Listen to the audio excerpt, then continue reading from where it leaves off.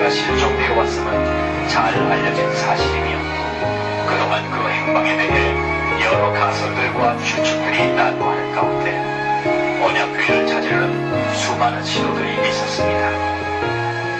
그런 가운데 수년 전 권위 있는 고고학자이며 독실한 크리스천인 란 와이어트가 성진을 방문 중 성령님의 강권적인 강화 감동에 의해 골고다의 예레미야 동굴 속에 언약궤가 감춰져 있다는 확신을 얻게 되었고 이스라엘 정부의 정식 허가를 받아 수년 동안 탐사를 하게 되었던 것입니다.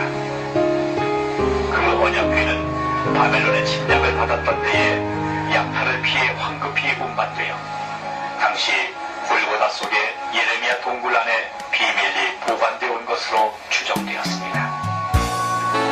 2500여년의 긴 세월 동안 묻혀 있었으므로 탐사는 수많은 역경에 부딪혔으나 그만 포기하려고 절망할 때마다 하나님은 천사들을 보내어 격려하였고 마침내 언약궤가 보관되어 있는 비밀 장소를 발견하게 됐던 것입니다. 그런데 그 비밀 장소에 바위 천장에 금이 나 있었고 피의 흔적이 남아 있었으며 바위 틈을 따라 외부로 연결된 장소는 놀랍게도 바로 예수님의 십자가가 세워졌던 정확한 자리였던 것입니다.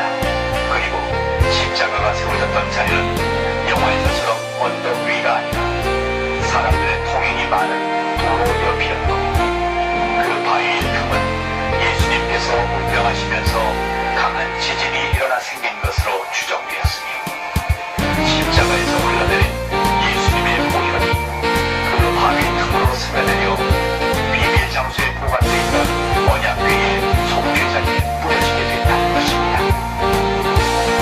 천상의 제단에 보혈이 뿌려짐으로써 인류와 세상의 속죄를 완성할 수 있으셨음에도 불구하고 지상의 속죄 자리까지 보혈이 뿌려지도록 역사하신 하나님의 놀라운 섭리를 깨닫게 되는 것입니다.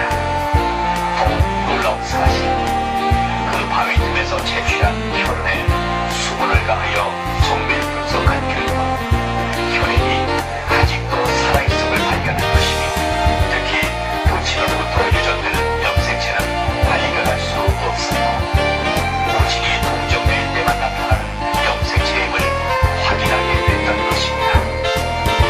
이스라엘 정부가 이 사실을 철저히 은폐하고 있어 공개적인 검증은 아직 거치지 못하고 있지만 가까운 장래에 진실이 밝혀질 것으로 판단되고 있습니다. Good evening, Rob. Thank you very much for all three. For showing that was wonderful. Thank you. My question is that you said that you had the blood of our Lord examined by the Israelis. That's correct. What's their determination of that? Okay. Now, we won't be able to take second questions. I'm sorry if you're on your second one, please just step out. I love you, but we're running out of time. Real quickly, okay? Dried blood is dead blood. Everybody knows that, all right? They can test the blood of the pharaohs, the mummies of the pharaohs, all right? There's certain things they can do. They cannot get a chromosome count by any method I'm familiar with, all right? Things keep changing. I don't profess to know everything. However, there's no way I know that you can get a chromosome count out of dead blood. You can get a DNA and some other things, but not a chromosome count, all right? That's done by living white blood cells. Now then, first of all, in this analysis, I took the blood into a laboratory in Israel. I asked one of the people I work with in antiquities, where is a good laboratory that does reliable work? And they said, such and such, such and such. I took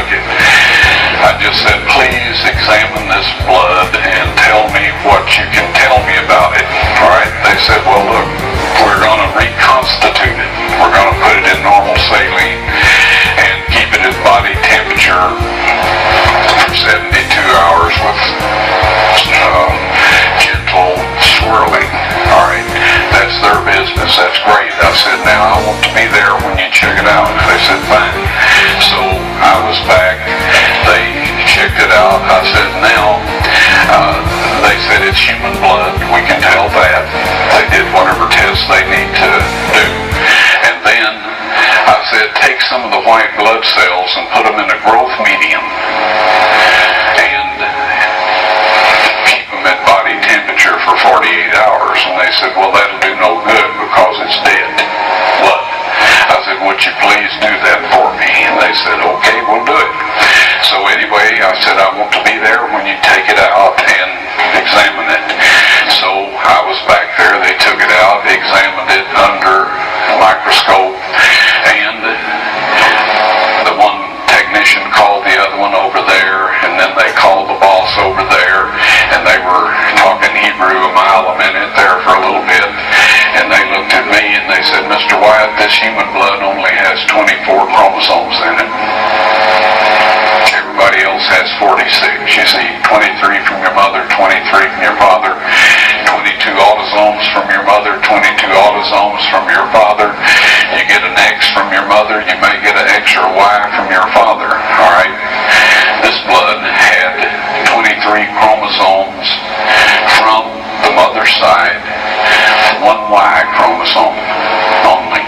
You see, the child could not have developed if they hadn't had the autosomes from the mother.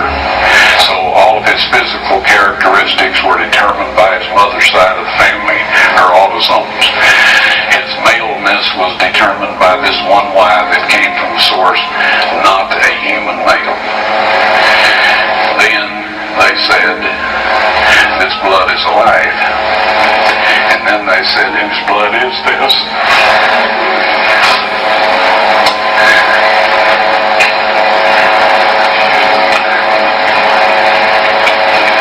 I said, it's the blood of your Messiah.